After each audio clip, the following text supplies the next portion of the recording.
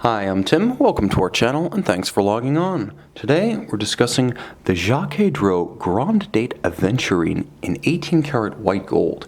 You can see this Aventurine dial limited series of 8 pieces and purchase it on our website.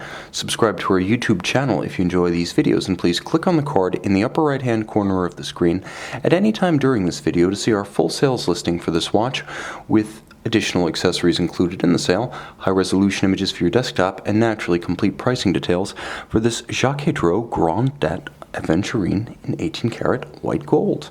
Now the watch on my wrist wears more compact than its 43mm diameter would suggest. Now that's 43 across the round of the case from 9 to 3, not including the crown. The watch is slim, however. As you can see, it features a generously sloped bezel and domed sapphire for a total thickness of only 12.2 millimeters, so a dress cuff will slide up and over this, and not just the jacket cuff, but the sleeve as well of the dress shirt. It's a more compact watch than it appears to be at first glance, and you'll note the handsome separation of the bezel and the sapphire itself. The design of this case and the assembly of the case being somewhat different from anything else you'll find inside the Swatch Group. Jaquet Droz is a quirky brand, but one that doesn't disappoint with fit, finish, and details. From lug to lug, the watch is large but not overbearing. 50.2 millimeters across the wrist is less than I would expect from a 43mm watch. I would have expected something more along the lines of 53, 54, 55 millimeters. So this is a big watch that wears well on a small wrist. Part of the reason is the compact lug-to-lug dimension for its size, and part of the reason is the actual shape of the lugs themselves.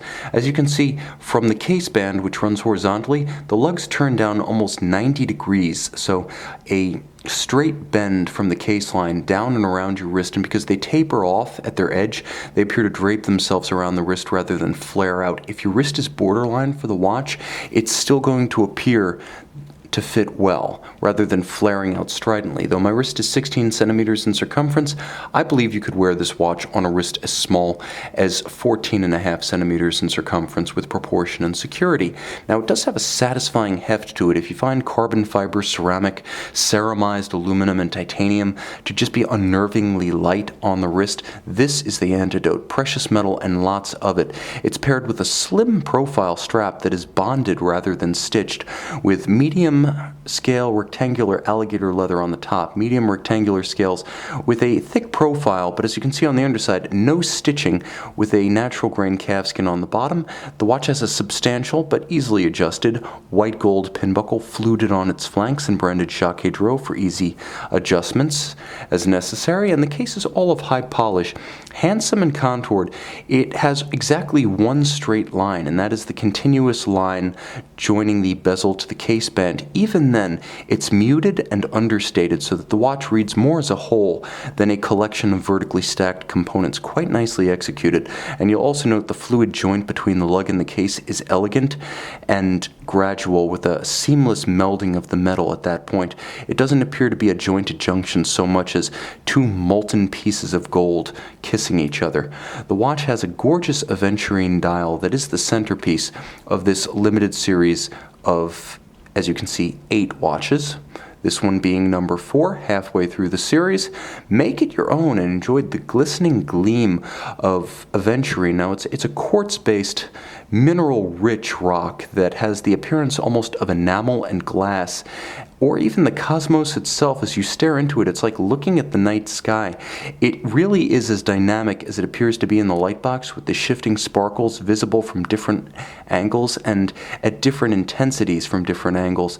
The dial itself is set within a hand-finished bezel, and it's polished on its side with gorgeous anglage, the likes of which you'll conventionally see on a movement, and then satin finished on its top. All of the assembly screws on the dial are kiln-fired heat blued. They are not the chemically dyed variety.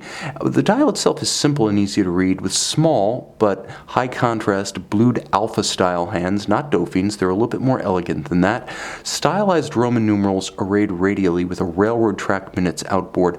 There is a Grande date in its own separate aperture at 6 o'clock, and of course the watch does feature a quick set functionality, so you can rapidly cycle that Grande date Should the watch run down or encounter an irregular length month, turn it over, and you have a high horology caliber for a high horology watch.